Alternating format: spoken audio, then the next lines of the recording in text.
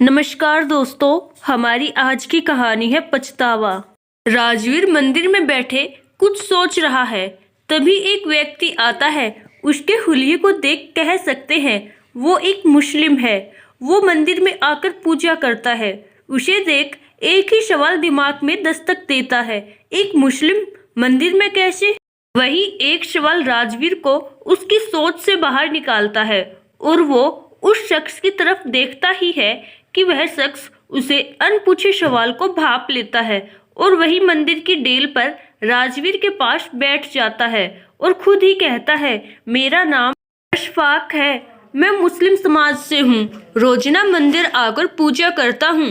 राजवीर सुनकर आश्चर्य से पूछता है, यह अनोखा है, क्या इसके पीछे कोई कारण है? अशफाक मुस्कुराते हुए जवाब देता है, बरखुरदार, हर एक बड़े काम या बदलाव के पीछे वजह जरूर होती है। यहाँ भी हमारी बीबी हिंदू थी, उन्होंने हमारे धर्म को दिल से अपनाया। यही एक उम्मीद उनकी आंखों में हमारे लिए भी थी, पर हम जानकर भी अनजान बने रहे, क्योंकि यह हमारी शान के खिलाफ जो था। वो जीवन भर हमारे खातिर अपने भगवान से दूर रही। एक दिन वो हमसे दूर अपने भगवान के पास ही चली गई। उन्होंने हमें एक खत लिखा था जो उसके इंतकाल के बाद हमें मिला।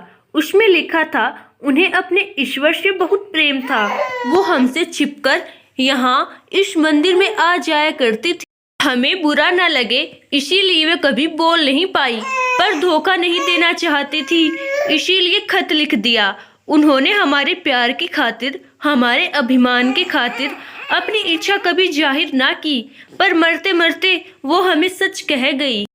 तब हमें प्यार की कीमत समझ आई, इसीलिए उनके जाने के बाद ही सही, पर हमने उनकी वो एक इच्छा पूरी की। अशफाक की बात खत्म हो गई। दोनों कुछ देर खामोश बैठ जाते हैं। अशफाक की बातों से राजवीर के चेहरे पर बेचैनी सी है, जिसे देख अशफाक राजवीर से पूछता है, जनाब, आप कुछ परेशान से लग रहे हो। राजवीर कुछ असहज सा हो जाता है और कहता है, नहीं, ऐसा कुछ नहीं। अशफाक कहता है, बरखुरदार, आपकी बेचैनी देख कह सकता हूँ आप किसी सच से ही भाग रहे हो। राजवीर तेजी से वहां से उठकर जाने लगता है, जैसे अशफाक ने उसकी कोई चोरी पकड़ ली हो। अशफाक उसे रोकता है, पर राजवीर तेजी से वहां से निकलकर अपनी कार में बैठकर चला जाता है। राजवीर के दिमाग में अशफाक की सारी बातें घूमने लगती हैं। राजवीर को रात भर नींद नहीं आती।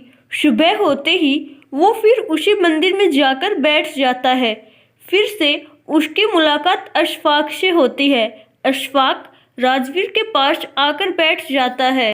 अशफाक समझ रहा है कि राजवीर उससे कुछ कहना चाहता है, पर अशफाक चाहता है राजवीर खुद अपने अभिमान को तोड़कर सच को उनके सामने रखे, जिससे वो भाग रहा है।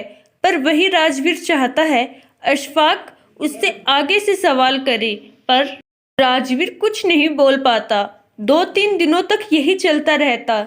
आखिरकार एक दिन राजवीर खामोशी तोड़कर बोलता है, असल में मेरी नौकरी में थोड़ी दिक्कत है, बस इसीलिए परेशान हूँ।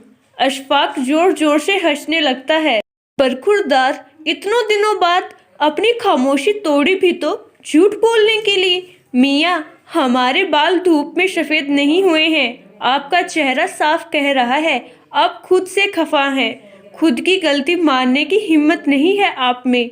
आप इस पुरुष प्रधान समाज के ही वही पुरुष हैं जो अपने मन रूपी अकड़ में इतने जकड़ गए कि सच को स्वीकार नहीं कर पाते। अशफाक राजवीर को उसके ही असली रूप से पहचान करवाता है।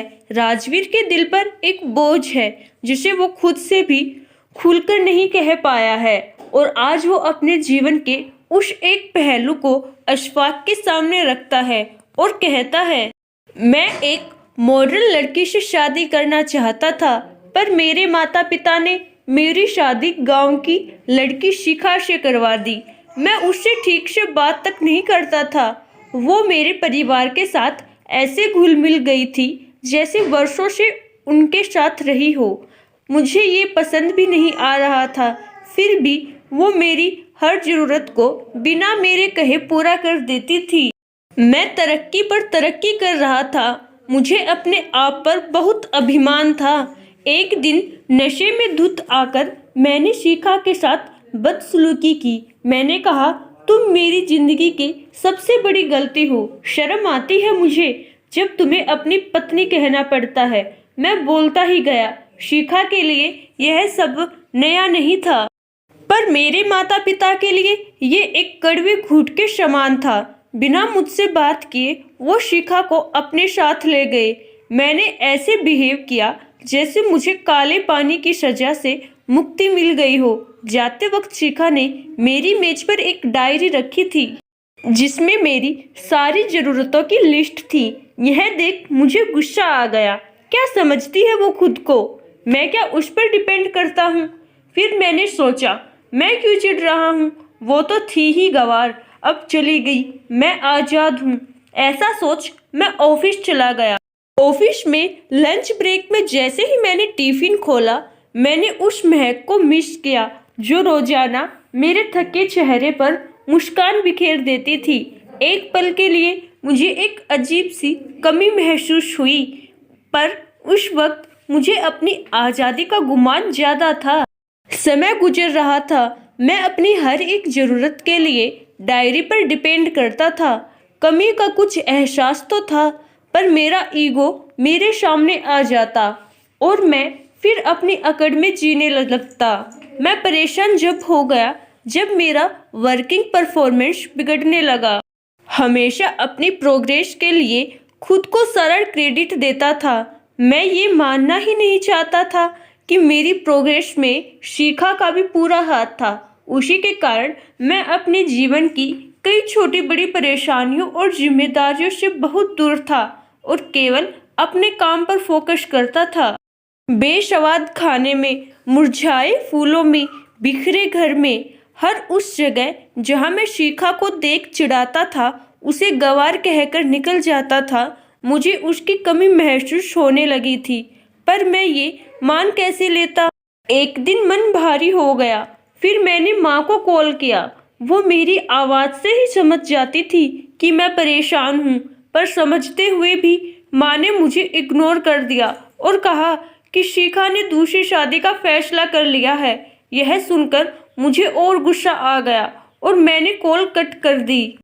कुछ दिनों पहले ही मुझे डाक से तलाक के कागज मिले। पता नहीं क्यों मैं खुश नहीं हूँ।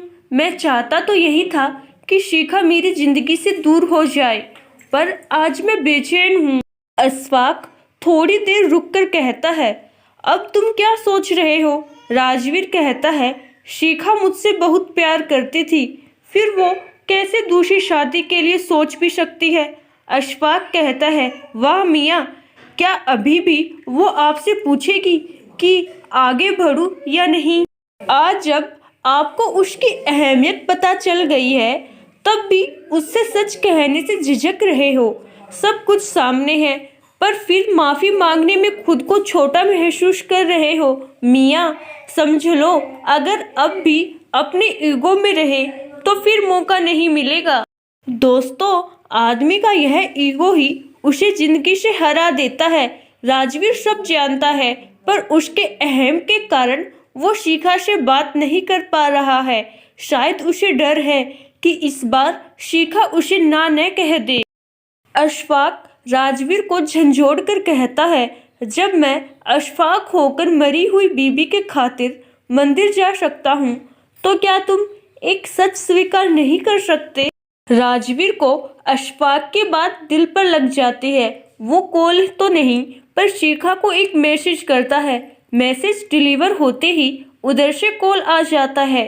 दोनों के बीच लंबी बात होती है और यह एक लंबा कॉल दोनों को वापस मिला देता है। एक टेक्स्ट के बाद शिखा एक पल नहीं रुकती और कॉल कर देती है। यह एक औरत का दिल है। वो जिससे प्यार करती है उसे कभी नहीं झुकाती, और वही एक आदमी हर उस औरत को झुकाता है जो उससे प्यार करती है। आशा करती हूँ दोस्तों, हमारी आज की कहानी आपको ज़रूर पसंद आई होगी। अगर कहानी पसंद आई तो कहानी को लाइक, शेयर और कमेंट जरूर कीजिएगा। धन्यवाद।